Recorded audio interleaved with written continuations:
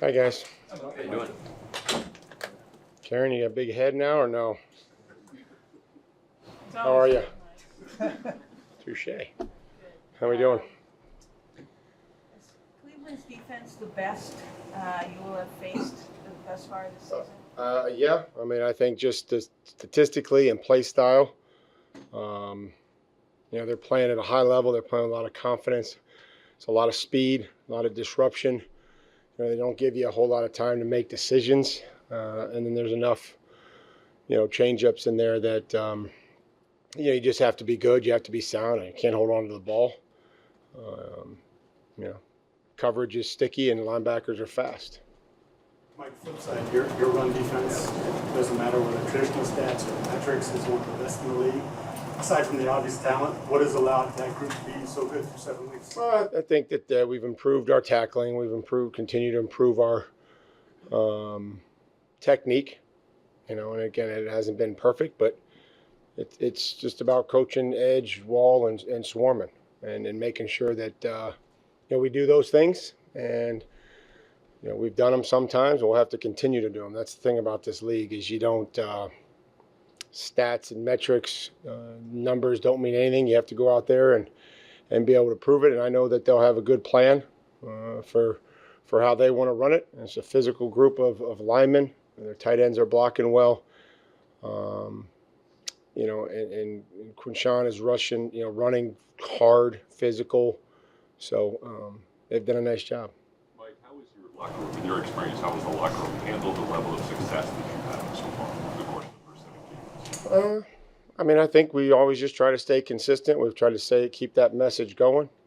Try to have a new plan, new preparation, new opponent each and every week. Try to celebrate the success that we've had, but then clearly move on and focus on the next challenge. And we'll have to do that this week.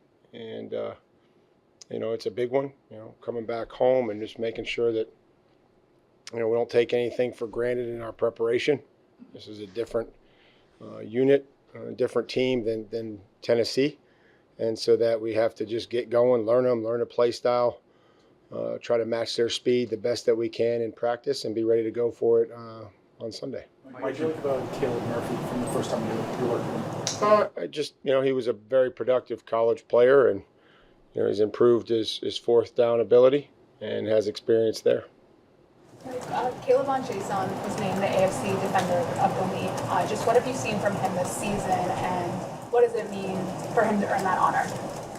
Well, he showed up in the offseason ready to learn and work and earn a role, and he's done that. And I would say that he's an important member of the punt team, something that he's taken very seriously since he got here, and trying to do those things and help us on the punt team, and then taking advantage of his opportunities.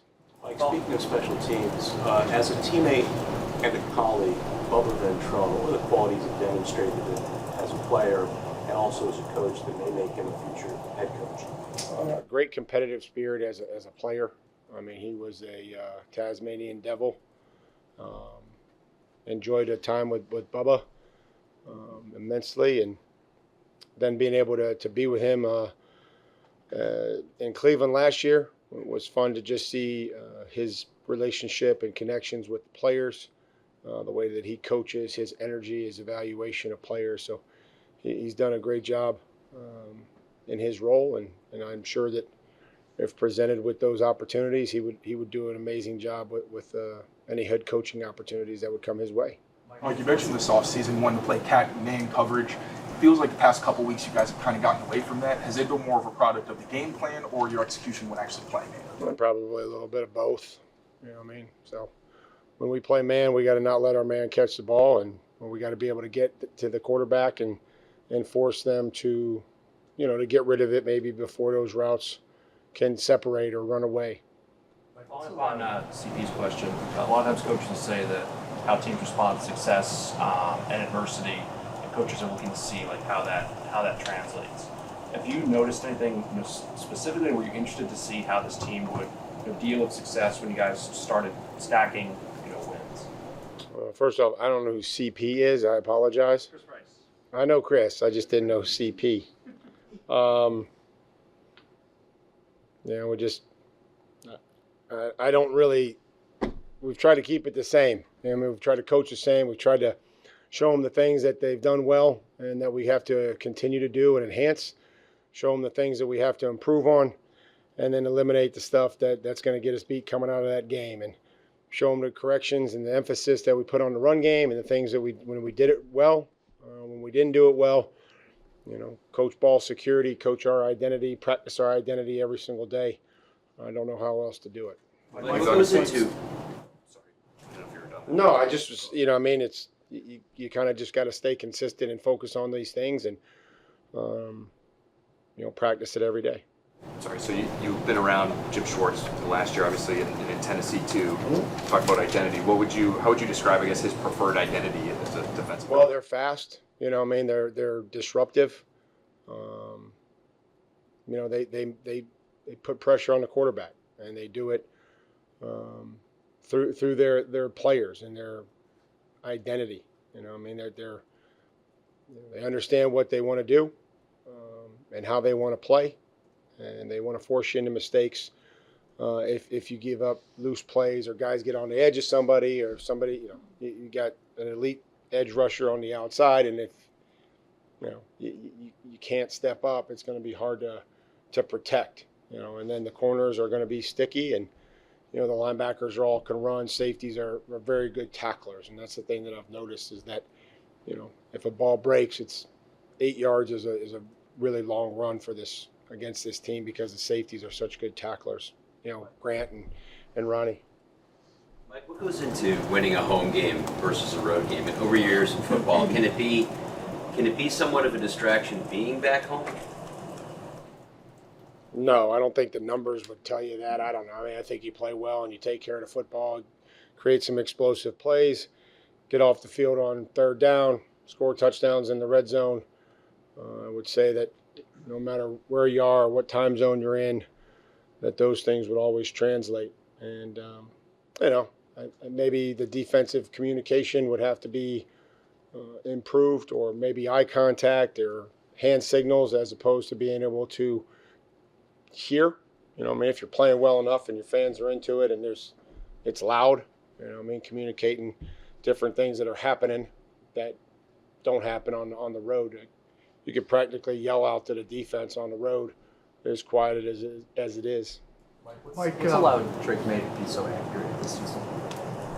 I think receivers are helping him. I think that the ability to step up in a pocket, but I probably special talent as well. Maybe staying calm and the things that they've worked on and he's practiced as far as when he's on the move.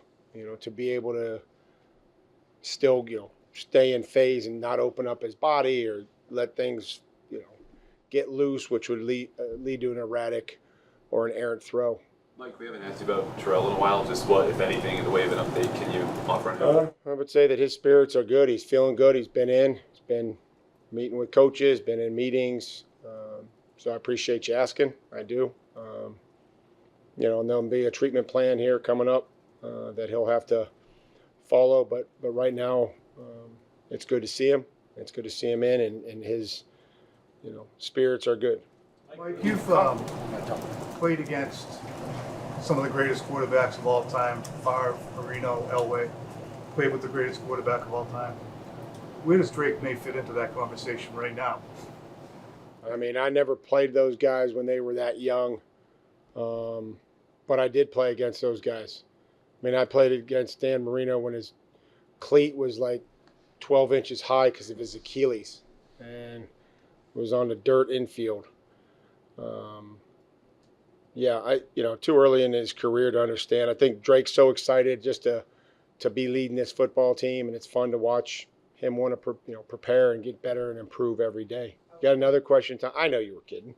But have you ever seen a quarterback get this hot for such an extended period? I try not to focus on that. I think we focus on what's going on this week and what corrections need to be made. And the good thing is there's a lot of things that we can improve. There's so much that we can improve in all three phases. right, and still be able to win a football game. But we have to improve on them and correct them, or we're going to, the unfortunate part is you're going to have to learn from losing, and I don't want to do that. Like, what are the ongoing conversations with Drake about the slide and avoiding contact when he can? Has there? No, what are the conversations like? Is it an ongoing process with him, or? No, we talked to him about making great decisions, like the rest of the team, and that would be a good decision for him to make. But again, like all the other conversations we have with players, those will remain with us. But that's part of making great decisions. Thanks, guys. Thanks, Mike.